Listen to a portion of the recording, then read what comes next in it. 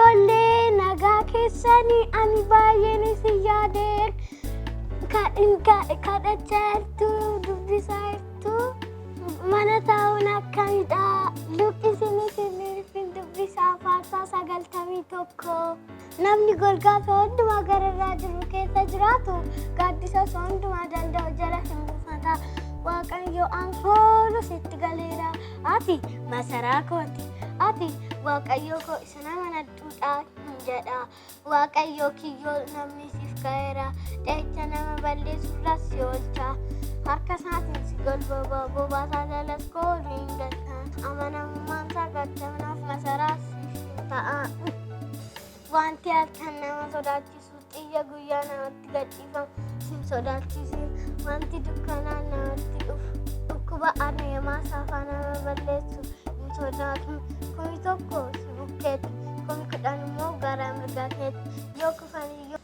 wanti namatti dhufu kun sittiin dhiyaatu jedhee ija keetiin ilaaltee gatii warra jallootaa baafamuu in ilaalta kanatti aansu immoo nama kadhannaa isiniif karaatu isiniif hinaatu. Akkam jirtu ijoollee nagaa waaqayyo isiniif haa baay'atu amma walii wajjin taanee waaqayyoon kadhanna. Yaa waaqayyo ati guddaadha ati jabaadha waan nagaadhaan nu heddeef galanni siif haa ta'u. Yaa waaqayyo ati waan nu wajjin taateef orraas jirrus orraas hin jirres orra mana jirrus orra mana hin jirres yaa waaqayyo ati har'a nu wajjin ta'i. Yaa waaqayyo ati waan hundumaa hin dandeessu dhukkuba koronaa biyya keenya irraati balleessi. Iddoo hundumaa irraati balleessi. Yaa waaqayyo ati waan hundumaa dandeessa. Yaa waaqayyo dhukkuba koronaa biyya lafarraati balleessi. Yaa waaqayyo ati nu wajjin ta'i. Ayyaana kee nu baay'isi. Orra mana taa'anii jiran gargaari. Orra dhukkuba koronaatiin qabamanii jiran gargaari.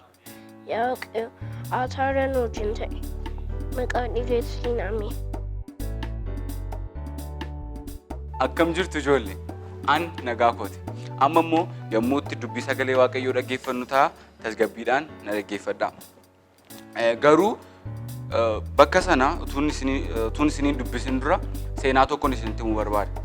Seenaan kunis gaaf tokko mucaa tokkotu ture.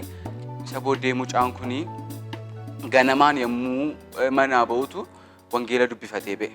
Isa booddee utuma karaarra deemaa jiru caakkaa wayii keessa lixe. Isa booddee inni sodaate maanni akkamitti nas dhufee jedheetuma sodaatu utuma deemu isa booddee karaarratti leencitti ba'e. Naan du'ee amman du'ee bakka ammuma naa dhume isaa jedhee sodaachaa jiru. Isa booddee leencichi immoo gara isaatti naannee ija gadheedhaan ilaalee bakka harruman du'aa harruma na nyaatee jedhee isaa rommee na'ee jiru leencichi isa argee sodaatee fiigee baqatee deeme. Isa booddee mucichi bitaatti galee maanni leencaan akkamitti sodaata maal ta'e maaluma ta'e naannoo sodaatee jedhee isa booddee isa immoo dhiisee ammas tuma deemuu qeerensitti ba'e.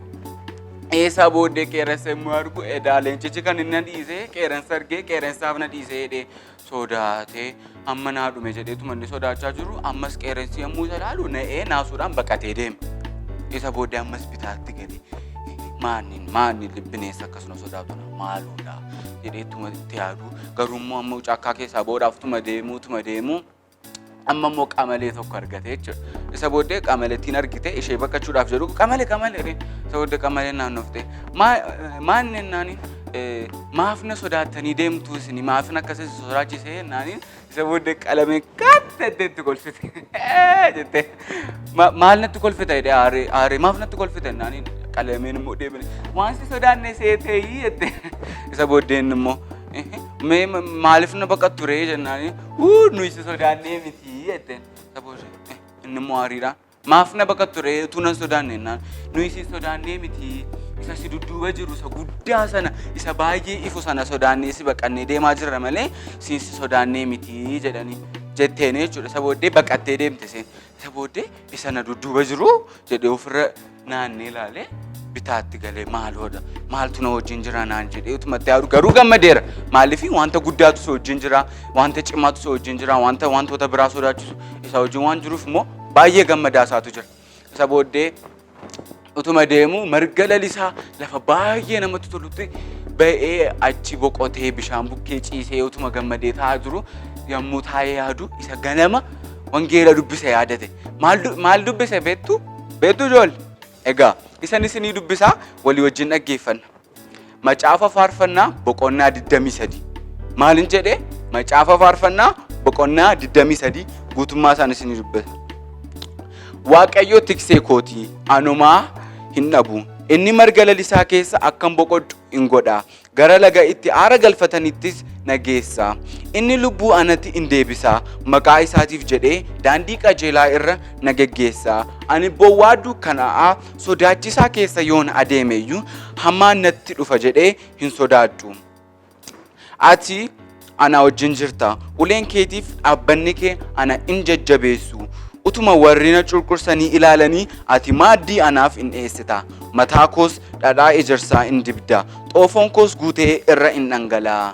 Eeyyee bara jireenya koo hundumaatti gaarummaan kee fi arjummaan kee ana duukaa hin bu'u. Guyyoota kana hundumaafis mana Waaqayyoo keessa nan jiraadha jedha.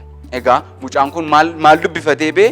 Faarsaa boqonnaa 23 dubbifatee bee kanaa wajjin wanta tureef Waaqayyoo maal jedha? Waaqayyoo tiksee kooti. Kanaaf Waaqayyoo yeroo nuyi itti amannu, yeroo nuyi dubbii sagalee isaa qayyabannee itti amannee ganamaan sagalee isaa dubbisnee karannee yommuu baanu maal godha? Waaqayyoo nu wajjin ta'a. Amma bineensi nutti ba'uu dhiisuu danda'a garuu karaa adda addaatiin karaa hiriyootaa amma immoo wanti yaadamu koronaa wanti jedhamus jira. Koronaarraa of eeggachuu qabna garuu Waaqayyoos immoo tiksee keenya waan ta'eef irraa nu eegaa Waaqayyootti amanannee sodaachuu hin qabnu. Namni yoo eeyyuu nuyi sodaachuu hin qabnu. Maaliif Waaqayyo tiksee keenya iddoo kana immoo warri amma baafatanii hin dubbifne booda baafadhaa dubbisaa. Macaafa faarfannaa boqonnaa 23 sammuu keessanitti qabadhaa. Yommuu naatan yommuu sodaattan kana laphee keessanitti jejjedhaa baasaas dubbadhaa. Kanaaf faarfannaa boqonnaa 23 sammuu keessanitti qabadhaa. Waaqayyo isin haa eebbisu. Egaa akkuma mucichi ganama isaa dubbifatee ba'ee Waaqayyo isaa wajjin oolee bineensota kana hundumaarraa isa qabe Waaqayyo ammas hin hojjeta jireenya keenya keessatti karaa adda addaatiin hojjeta tiksee keenya ta'ee nu dura hin adeema. Kanan isin barsiisuu barbaade lallabee koo kanaan xumureera. Garuu ijoollee amma yommuu mana teenyu yeroo mana teessan amma manni barumsaa cufameera miti? Amma torban lama iyyuu ta'uuf mitiire. Egaa yeroo kanatti mana keessa yommuu teessan maatii keessan dhaggeeffadhaa, wangeela dubbifadhaa. Barumsa ammammaatti immoo barachaan turre yommuu deebitan akka isinitti hin cimneef ammuma dubbifadhaa. Harka keessan immoo maatiin keessan dhiqadhaa isinii jechaa jiru miti? Maarreessinumaafuu harka keessan dhiqadhaa. Egaa wantoota TV irratti dhageessan maatiin keessan isinitti himan wantoota immoo wangeela irraa dubbifattanii hubattan wantoota qaqqajeeloo ta'an wantoota namatti tolanii fi wantoota maatii keessan gammachiisan hundumaa godhaa. Maaliif wangeela keessas jira abboommii kurnan keessaa abbee keef haadha keetiif abboomamii bara jireenya kees akka inni sii dheeratuuf jedha. Kanaaf maatii keessan abboomamaa amma mana keessa teessu maatii keessa wajjin jiraattu yerootti maatii keessanii wajjin taatanii walitti dudubbattanii wal duukaa bohaartanii wanta ta'eef yeroo kana itti fayyadamaa. Maatii keessan dhaggeeffadhaa, dubbifadhaa, macaafa qulqulluu wajjin turaa, kadhadhaa, Waaqayyo wajjin walitti siqaa isiniin jedha. Galatooma. Tole ijoollee akkam jirtu bakka jirtan hundumaatti nagaan keenya isin akka qabu isiniin jenna. Amma immoo mana keessan teessanii akka isin wajjiniin waaqeffattaniif isin hafeerraa.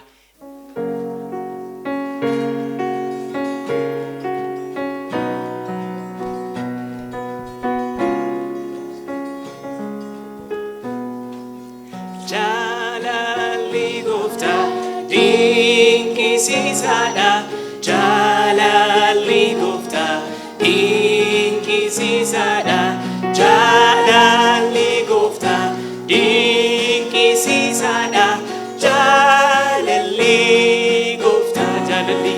Jalali Gupta, Dinki Sisada, Jalali Gupta, Dinki Sisada, Jalali Gupta, Dinki Sisada, Jalali Gupta. Baye olfago ragau indandau, Baye balada kesabau indandau, Baye kee gad fagoo bira ga'uu hin danda'u jaalalli gooftaa. Attam dinqiidha Waaqayyo inni waaqessu. Attam dinqiidha Waaqayyo inni waaqessu. Attam guddaadha Waaqayyo inni waaqessu. Attam jabaadha Waaqayyo inni waaqessu. Dhiiga Yesuusiin tokko taaneerra gargar hin baanu wal jaallanneerra. Dhiiga Yesuusiin tokko taaneerra gargar hin baanu wal jaallanneerra. Dhiiga Yesuusiin tokko taaneerra gargar hin baanu wal jaallanneerra. Waaqni akka kee tokkoyyuu hin jiru. Waaqni akka kee tokkoyyuu hin jiru. Waaqni akka kee tokkoyyuu hin jiru. Hin turres yoomiyyuu hin jiraatu. Iddoo hundumaa deeme deeme bakka hundumaas aore joore biyya hundumaas arge dhagaye hin beeku Waaqni akka kee hin jiru. Waaqni akka kee tokkoyyuu hin jiru. Waaqni akka kee tokkoyyuu hin jiru. Waaqni akka kee tokkoyyuu hin jiru. Hin turres yoomiyyuu hin jiraatu.